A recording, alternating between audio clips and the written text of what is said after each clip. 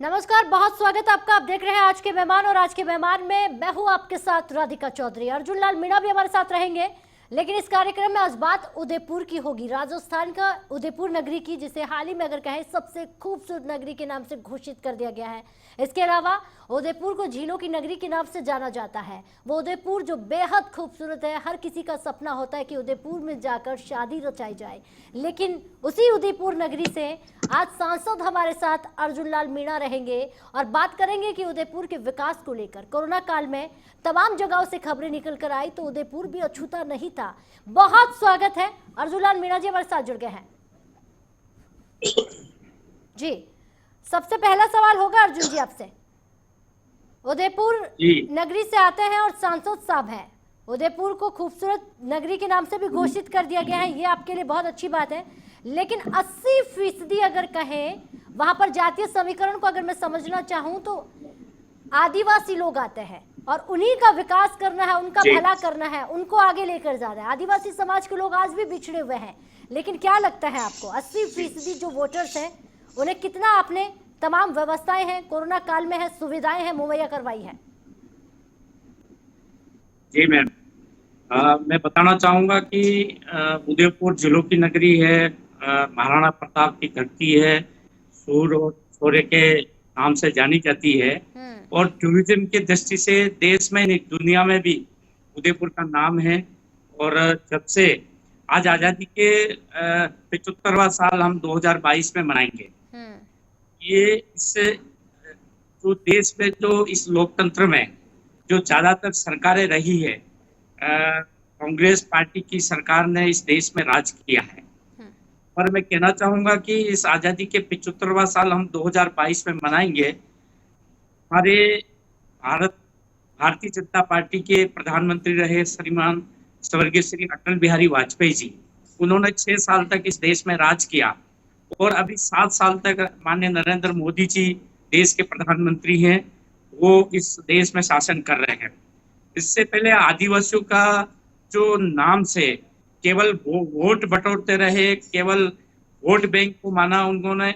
आदिवासी का सर्वांगीण विकास, शिक्षा हो, स्वास्थ्य हो, सड़क हो, पानी हो, सब तरह का जो एक आधारभूत विकास होना चाहिए, वो इस उदयपुर जो पूरा संभाग है हमारा, उदयपुर डिविजनल हेडक्वार्टर है, उदयपुर स्वयं डिस्ट्रिक्ट है, डूंगरपुर आदिवासी जिला है, बांसवाड़ा आदिवासी जिला है, प्रतापगढ़ आदिवासी जिला है, चित्तौड़गढ़ और राजमंद इस संभाग मुख्यालय का जिले पड़ते हैं।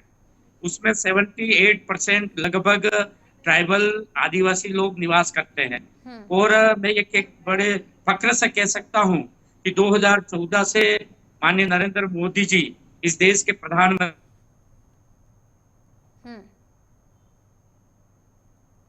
तो अर्जुन लाल जी का डिस्कनेक्ट हो गया है फोन, फिर से जुड़ने की कोशिश करेंगे, लेकिन 2014 के बाद का जिक्र करें। जी जी जी मैम, मैं बताना चाहूंगा कि 2014 से जो आधारभूत गरीबों के कल्याण के लिए गरीब कल्याणकारी योजना हो, चाहे वो प्रधानमंत्री उज्ज्वला योजना हो, प्रधानमंत्री जनधन खाते खोलना हो, प्रधानमंत्री कृषि बीमा योजना हो और प्रधानमंत्री आवास योजना हो, ये जो मूलभूत आवास की सुविधा इस देश में गरीब लोगों को, चाहे वो आदिवासी हो चाहे वो गैर आदिवासी हो, जो कच्चे मकान में आज तक लोग रह रहे थे, उन सब लोगों को पक्का मकान देने का अगर किसी ने काम किया है, वो देश के प्रधानमंत्री नरेंद्र मोदी जी ने किया है। 1.5 लाख तक का लागत का पक्का मकान देने का काम देश के प्रधानमंत्री नरेंद्र मोदी जी ने किया है।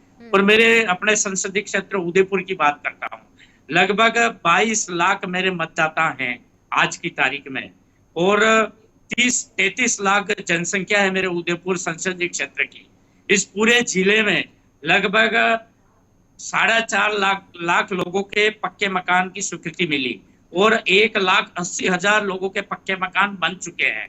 तो ये बहुत बड़ी उपलब्धि मोदी सरकार की रही है। उसके साथ ही साथ हर गांव को, हर घर को सौभाग्य योजना के माध्यम से बिजली से कनेक्ट करने का काम भी देश के प्रधानमंत्री नरेंद्र मोदी जी ने किया।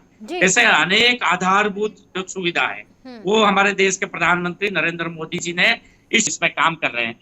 हमारा यहाँ उदयपुर से अहमदाबाद एक ब्रॉड गेज का काम घोषणा तो लालू प्रसाद यादव जब रेल मंत्री थे तब हुई थी, लेकिन उन्होंने पैसा 1 रुपया दिया नहीं। मनमोहन सिंह जी की 10 साल की सरकार निकल गई। जब से देश में नरेंद्र मोदी जी की सरकार आई है, अब तक लगभग 2800 करोड़ रुपए इस परियोजना में लग चुके हैं और मार्च 2022 तक ये परियोजना पूरी हो जाएगी। और उदयपुर से अहमदाबाद, साउथ के राज्यों में मुंबई, महाराष्ट्र, कर्नाटका, तमिलनाडु, रामेश्वरम तक जाने के लिए हमको टूरिज्म को और बढ़ावा देने के लिए ये जो ब्रॉड गेज का काम है वो पूरा हो जाएगा और रेल यातायात की सुविधा हमारे यहाँ इस क्षेत्र के लोगों को मिलेगा और लोग उस सुविधा का लाभ ले पाएंगे। उसी तरह से अनेक ऐसे काम हैं, छोटे छोटे जो हमारे दुकानदार हैं, हमारे किराना के लोग हैं, छोटे छोटे व्यवसायी हैं, उनको हम किस तरह से उनको सुविधा दे सके, कैसे उनको हम बिजली दे सके, कैसे हम उनको और भारत सरकार की गाइडलाइन जो बैंकों के माध्यम से उनको लोन दे सके, मुद्रा योजना हो और तरह की स्टार्टअप हो, स्टैंड अप हो, इस योजना के माध्यम से हम लोगों को जोड़ने का काम कर रहे हैं।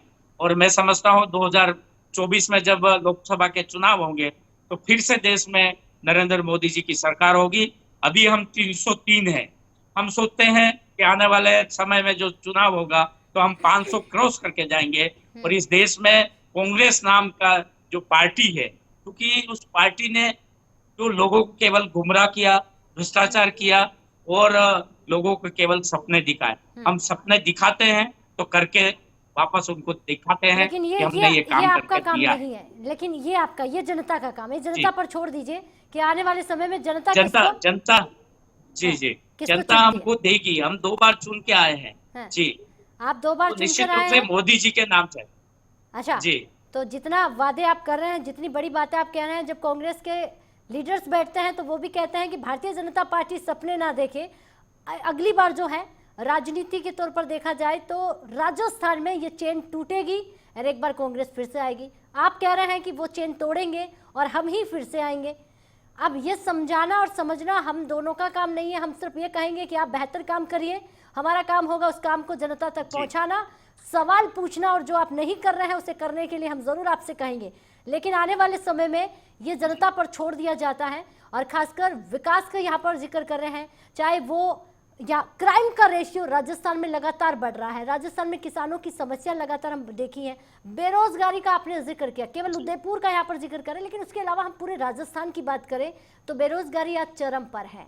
राजस्थान में धीरे धीरे जो चीजें चरमरा रही हैं, कोविड के लीजिए या फिर बदलती हुई सरकारों के बीच जनता की उम्मीदें के लीजिए, वो पूरी अब आप ही को करनी है।